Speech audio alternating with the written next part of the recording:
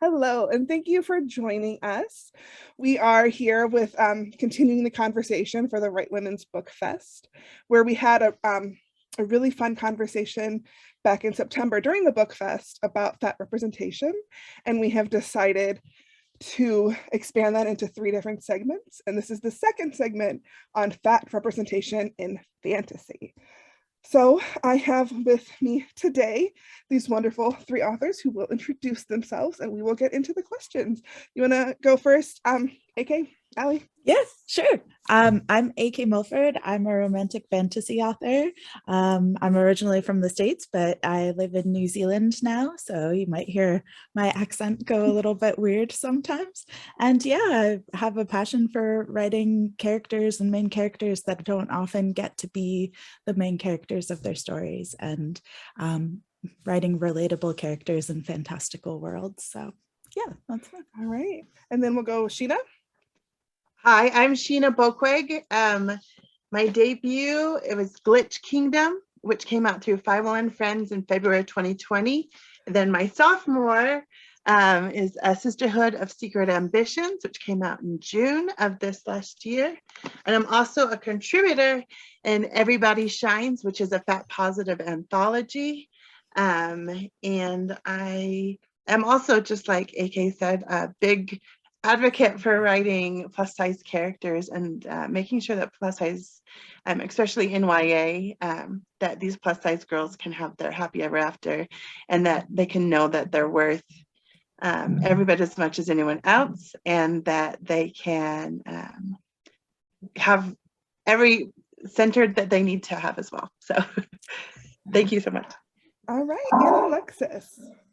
Hi, my name is Alexis. I'm a new author. I have my debut coming out later this summer, and then I am part of the Curves of Magic anthology, which will be my first publication, so that's super exciting. My goal with my stories is to create plus-size characters that are have the main character energy that we love to see, but don't always have to be like insecure or have like a romance. It's more about like making them a full, well-rounded character. So all of my MCs for the near future will be plus size, and that is my first goal as a new author. All right, I forgot to introduce myself. I am Mary Warren, and I am the founder of a website called Fat Girls in Fiction. And our mission is to uplift stories with fat main characters and the authors who write those stories. And I am also an author, and I have, well, my book's coming out in March. I have Curves and Magic coming out. And then hopefully in August, my book, Hannah and the Highlander, will be out. So that is what we have. So we're gonna dive right in, which I think is an important question, which is, why do you think it is important to write fat main characters? What, I know some of us touched on that in our intro, but what made you decide this is important to me and I'm going to make sure that I write fat main characters? If anyone wants to go first. I'll hop in. Is that okay? Great. So I read Dumplin', and I had written several books before that. But when I read Dumplin', it was the first time I had really seen a character who looked like me be centered and accepted and loved, like, fully. And it changed me, like, all the way deep into my core. It changed the way I write, and it changed the way I dreamed. I used to dream in thin bodies. Like, I would change even like who I was in my own dreams to just to have those adventures. And it was such a healing thing to read that it changed the way I write forever. And it helped me emotionally to like accept who I am. And I think that is like a good goal overall to in my own writing. I want everybody to read my writing to know that I think that they are worthy of love. Yeah. I love that. Thank you. Yeah, for me, it is a lot about feeling seen. You know, I think a lot of us have grown up feeling like we had to put ourselves in other characters' shoes that didn't quite fit us, and we had to kind of imagine being these characters in thin bodies in order to be the heroes of these stories. And for me, I wanted to invite more people to be the heroes of their own stories, to feel seen in that way. And I think that we all know what it means to feel like somebody saying, I see you, I understand you, I know what it's like to live in a body like this. And to be able to create those characters and then have them go on these like fantastical adventures or do really cool things and have their whole own story where they're not just the comic relief for the villain, but actually a fully fleshed character who has goals and dreams and aspirations that have nothing to do with their body type, I think is just really important and special. And we don't realize how much we put ourselves in the narrative of the characters that we're given as fat people. And then when we realize, oh, I can be more than this, I can have other options. I don't have to be this sort of character in my own narrative, in my own life. And so that's one of the reasons why I feel like it's really important to write more characters and more diversity. Yeah, I'd say my inspiration is also very similar to Allie's. Like, I felt like I wasn't seeing myself in stories, and that really impacted me, especially once I joined Book Talk and I was reading a lot more. So that was kind of the catalyst for me putting this as like a huge focus for my writing. I think I just really want to expand the media that bigger people have to consume, whether that's being a queen or being an anti-hero or, you know, being whatever they want to be. I just want to really expand the variety that's out there. I'm really happy with a lot of the amazing stories that have come out recently. I feel like we got so much diversity, but I would really like to put my own style into that and just like make it more accessible for more people. Definitely. All right, so that is a good segue. We'll go into our next topic, which is going to be more fantasy based. So there seems to be a growth in other areas, like there in YA and in romance. There still needs to be more, but you can find it. But in other genres, it's almost impossible, and fantasy being one of them. And I just wanted to see if you guys had any opinions on why there is such a problem with the fantasy. Oh goodness, my light's falling. The fantasy rep. All right, there we go. Rep in fantasy. I'll go first. Okay. So for me, I think fantasy is the main genre that I like to read. And I think what I notice most is there's a lot of fat phobia in fantasy. So I think that's why it needs better representation. I think, and it's just so limited. There's so few bigger characters, and they're rarely women is another thing. I think there's just a lot of opportunity there to make the genre so much more inclusive and give fat people more well-rounded characters within this genre. I think we can take a lot of cues from like fantasy or romance and what they're doing because it's been done so well, especially in more recent books. So yeah, I think that's kind of what I'm seeing in fantasy is just like the bad rep and then the lack of it. Mm-hmm. Yeah, and even women in general being in fantasy, you know, is only like a recent thing. And then to have like a diversity of bodies within the women that are portrayed in fantasy, you know, I think that we've drifted towards this kind of like archetype of a skinny blonde character with pointy ears, and that being like the only kind of fantasy rep, like let alone expanding that in any direction. And so I think that there's just a lot of opportunity for more authors. And I think, you know, being able to self-publish for me, I've been able to kind of like push the boundaries of what I want to see, and realizing that there's other people who want to see those things too.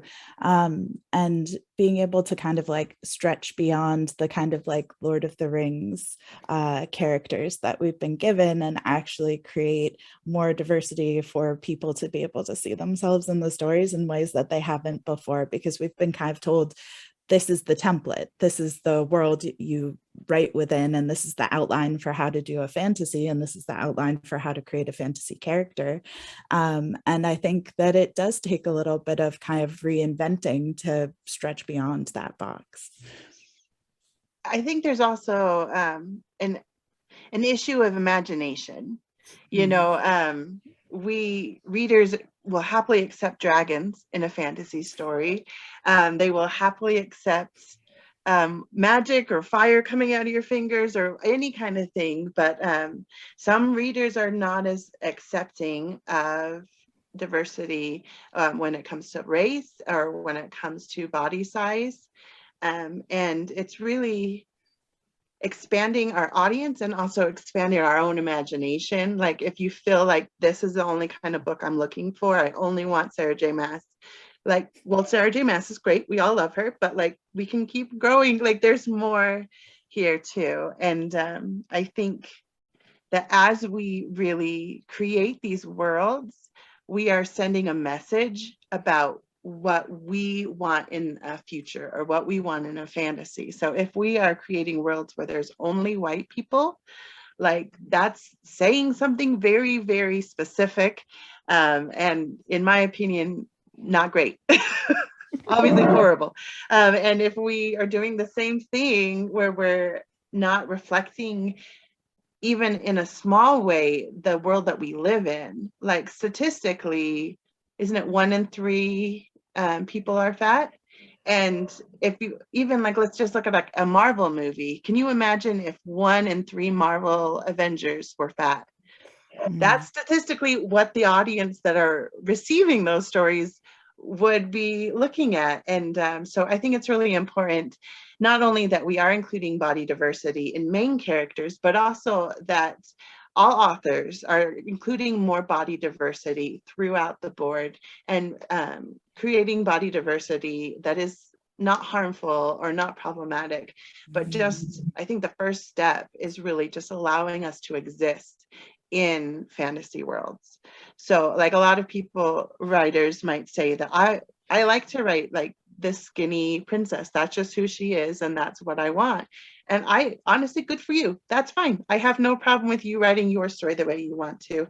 But if you could include more, it would make your story better because it would be better to reflect the world around you.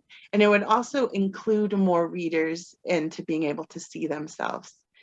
So, yeah. So bringing up Marvel is actually a pretty good segue because there are no fat superheroes until Thor goes through all of that, and then you get Fat Thor, which was so problematic and so fat phobic. So there, a lot of times when fantasy, like a lot of mainstream and older fantasies do address fatness or have fatness, it's done in a harmful way. So what are some of the things, the pitfalls that you would like authors to think about before they write characters in this way when it comes to fat representation? Well, the first thing I think you need to be careful with as a writer is how much fat trauma you're going to add, especially if you are a thin author and if your full perception of what fat characters are comes from like from reading bad or harmful things, or like your own viewpoint or lens might be a little bit skewed. So I would personally suggest that most thin authors that you shouldn't include fat trauma in your fat characters. I think that fat trauma, it's important too. Like if it's a lived experience, it's important so that people can feel seen, because we've all been called names or had things happen to us because of our size, or discrimination in the health, like with doctors or things like that. But that's the kind of thing that someone with lived experience should really go after, in my opinion. I think another thing that authors should consider is how they equate morality with size. I think a lot in my experience, what I see in fantasy is emphasizing a character's evilness or like undesirableness through their body being bigger. And that's also often paired with like gluttony and food scenes. So I think those are things to navigate very carefully if you are going to write bigger characters in your fantasy stories, is to try and avoid those unfortunate stereotypes that have been created within the genre and kind of like part of the template now. And I think even just writing only one character creates problems in and of itself, because you're putting all of your values into one character. And like Sheena was saying, like if you have a whole range of cast and characters with all different body sizes and types, it, you know, if your villain only looks one way, and then you don't have any other they're not also the love interest and the friend and there's so many other characters that you are missing out. If you're only putting the characters with like negative character qualities in fat bodies, then that is hugely problematic, because that's reflecting on what you value or you think of as that thing, you know. So for example, in some of my stories, one of the evil kings is fat, but also so is a love interest, and so is the main character, and so is a hero, and so is the, like, you know, the handsome one who like wanders in, and with, you know, so there's all of these other characters too. So it's kind of saying, like, in the same way that my characters of color or my queer characters have a whole diversity of personalities and ranges, we're not creating this just kind of like one stereotypical character that we kind of hang our hat on and say, this is what my fat character is, and I just kind of plug them into my stories. Yep. All right. And so I think we kind of touched on a lot of this. Another thing that I think is interesting is a lot of times when it comes to fantasies in particular, people love fan art.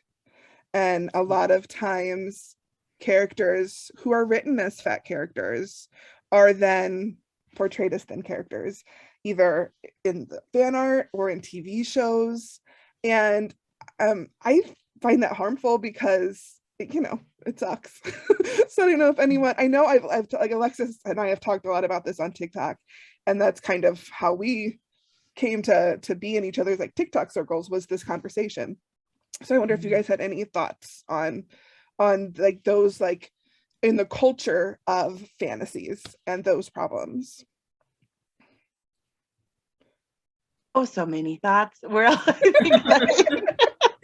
do you even jump in on something like that? Well, I could tell you, as an author, when I receive fan art, especially if it's done by a teen, if they have thin washed, I just want to clearly say that I still say thank you, and I am honored and I love it, because it is not their fault that their brains thin wash a character. You know what I mean? And I absolutely love and accept it. As I have commissioned art from artists, it's hard, real hard actually, to find artists who will even do fat characters when you're doing art. And then when they say, yeah, we'll do it, then you have to go and work with them so much, because they just don't have the experience a lot of times capturing bodies of different sizes and shapes. And so if there are any artists looking or listening, I would highly recommend you can keep working on drawing bodies of different shapes, because it's so important, and I think it increases your skills. But I think every single time I have commissioned art, I have had to make their hands smaller, because their arms, like their upper arms, are like the size of a fat person, but then their forearms are like still big, and then their hands are like twice the size of their heads. And it's like, fortunately, my bones are still made of bone, like you know what I mean? It's kind of hard that way. So yeah, there's a lot of challenges when it comes to that. But there's also, I think, I apologize if I go on too long. There's an internalized issue, at least for me, when I'm looking for fan art, because in my head, I see them as fat and beautiful, oftentimes. And then when a character is drawn, sometimes my own fat phobia will like kind of come out and try and attack it. And it's like, what if people don't like them? Like, I don't know. I feel like it's a hard thing, because you want them to be able to be imagined as a character of any size, you know?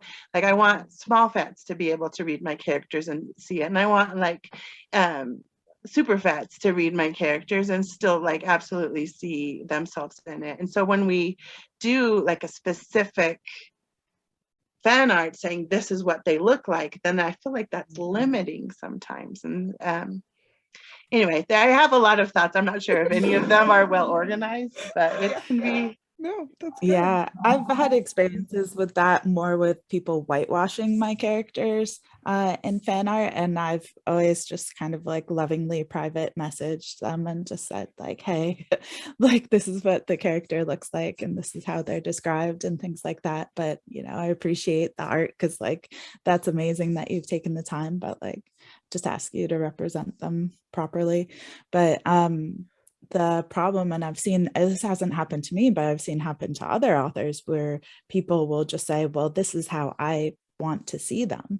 You know, this is how I want to see this character. I want to see them thin or white or straight or however. And I think that that is hugely problematic when we've just decided that like, oh, well, I can't stretch my imagination to the point of imagining this character as anyone else than what I want them to be, especially in fantasy where you have people who, you know, are imagining like people having magic and things like, you know, flying through the air and stuff. It's like you don't have a problem with them with their hands glowing red and their eyes shooting laser beams, but you know, they can't be fat, you know.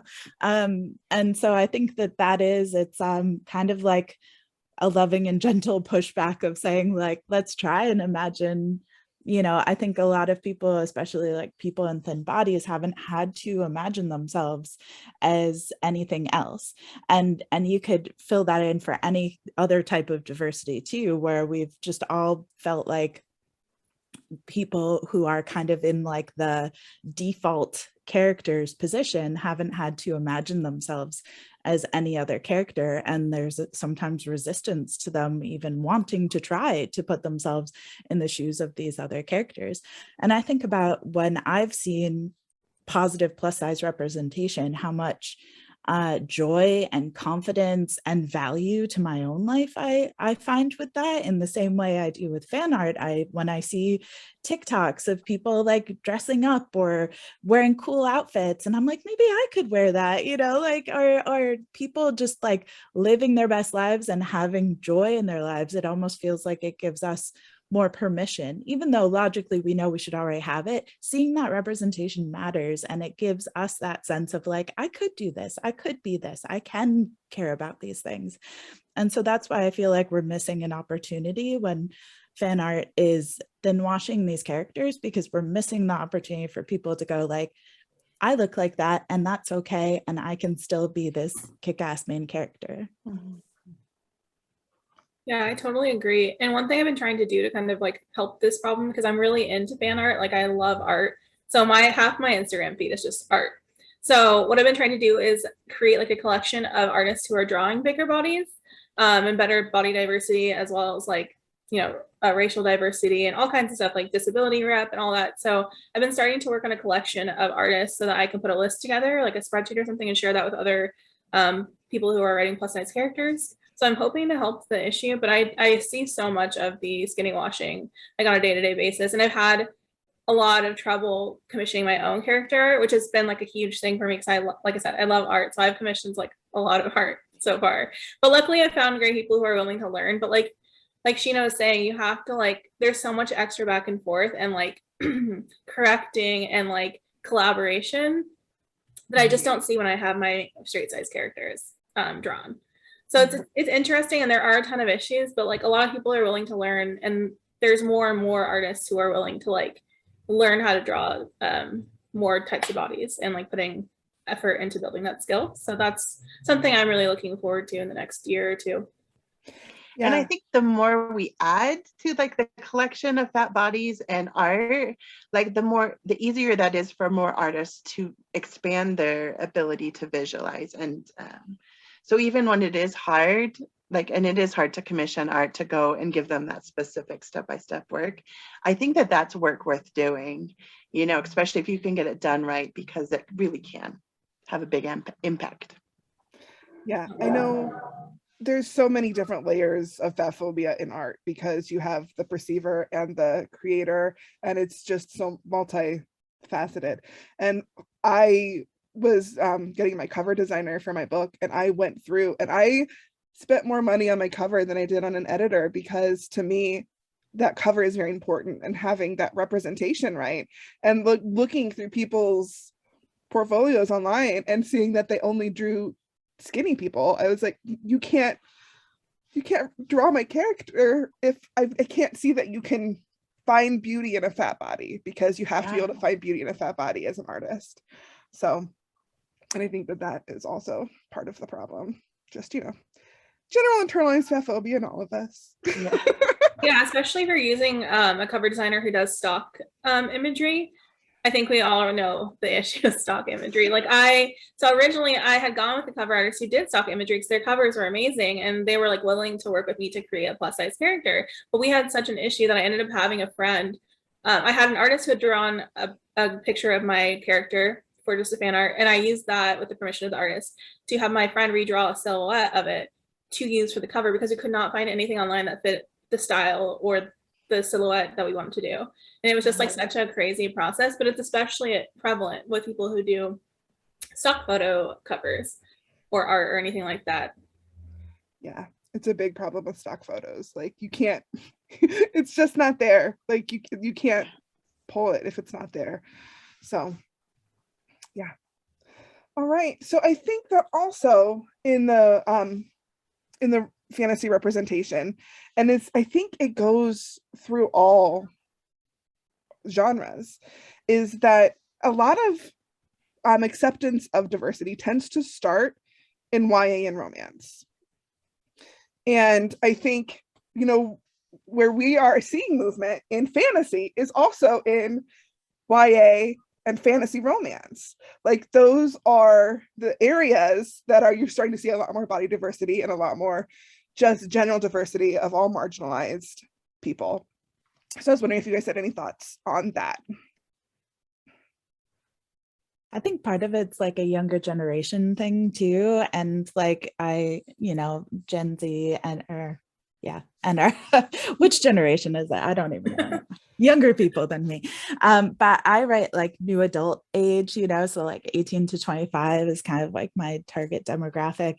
And people at that age, are a lot more thinking about like, I want to, I love my body and I want to see myself in these worlds. And like, there's a lot more positivity and joy around a lot of the diversity and the representation there. And I think that on a whole, they've been like vastly underserved in the amount of stories that have diversity in them, especially in the main characters. And I think time and time again, they're proving with their wallets and their reading time that they do want to see more characters that are represented. And so I think, like, we quite often dismiss teenagers as not being an important demographic, but really all cultural shifts that happen are from that age usually. And so they're the ones that are driving this change and kind of saying, no, we don't want this anymore. We don't want the same stories our parents were told. We want new stories. We want more. We want to expand this. And I think that people with a keen eye who are seeing the trends and watching as people purchase stories that have more diversity are realizing like, oh, right, okay. And then it kind of slowly starts to spread out to the rest of the community. But usually it is driven by young people and their desire and willingness to have more change. Yeah, I agree with Ali. I think a lot of it has to do with just like the open-mindedness of younger generations. But like, yeah, my first fat main character was April in Spoiler Alert, and that is a romance. And that actually is what really kicked me into reading romance, is the diversity there. But I also think it's just like people are more willing to accept that in like a romantic storyline than they are like a very heavily physical storyline, which we all know the main argument for like not having plus size characters in fantasy is they can't do physical things, which is obviously not accurate. So yeah, I think that has a lot to do with it too, just like the setting. And also like a lot of romance that I've read is like contemporary, and that's where the plus size main characters are. And I think people are more willing to accept it in like today's world than anything that's not based in like current today. At least that's what I've seen. But I know we've talked about how there's a lack of it in like historical romance, or at least like the cover is the issue. There's just a lot more boundaries in other genres, I think, as opposed to romance. I've been looking for a fat character in a YA thriller. Has anyone found one? There is Eat Your Heart Out, and I don't know if it's a thriller or horror, but Oh, like the zombie thriller. I love that book. But it's so yeah, good. but like in a high school thriller, like One of Us is Lying or something like that. You know what I mean? Like I read a lot of there's thrillers gaps and I there. have yet to find one. No. And I find the most fat phobia in thrillers. Yeah, me too. So I don't know. I think that genre will be another challenging one like fantasy. It's an Yeah. interesting issue too, because is it the specific readership or what they're expecting? I don't know. And how can we grow that? I don't know. It's an interesting thing.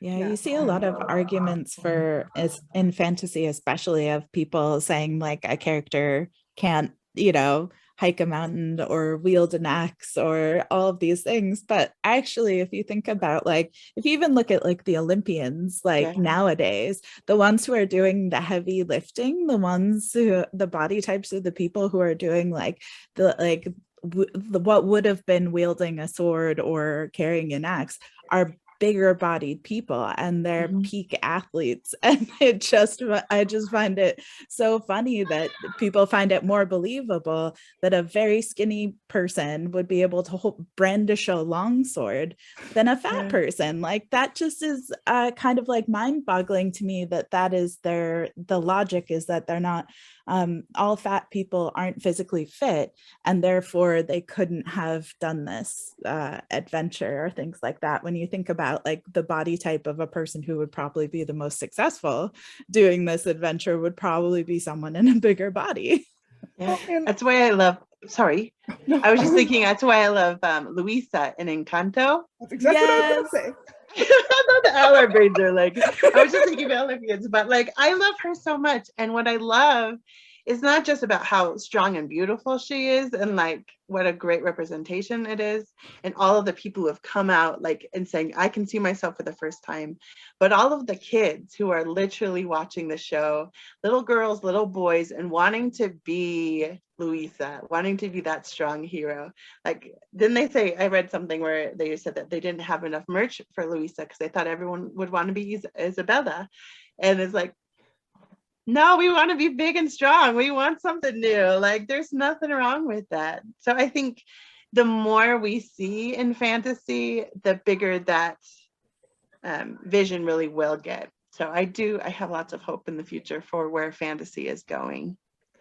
Yeah, I have lots of hope too, just because when it does start with YA and even fantasy romance, those readers branch out. And it's kind of like, so I didn't give you guys this question, but it just came up in my mind that it's kind of the same thing with traditional publishing and self-publishing, because self-publishing can say, I'm see whatever I'm gonna see and I can write it.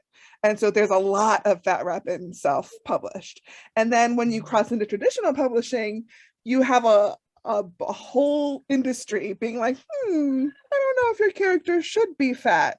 And so I think that adds another layer. And I feel like when self-publishing authors can prove that their books do well, that maybe traditional publishers will take notice. Yeah. And I think with traditional publishing, I know there's been a lot of times I've been trying to get a traditional fantasy novel with a fat main character. It's what I've been pushing. And I've now gone through 2 proposals. And I'm working on my 3rd, and that has not gone through. And it's interesting because a lot of times traditional publishers will see inclusion of fat characters as a issue book.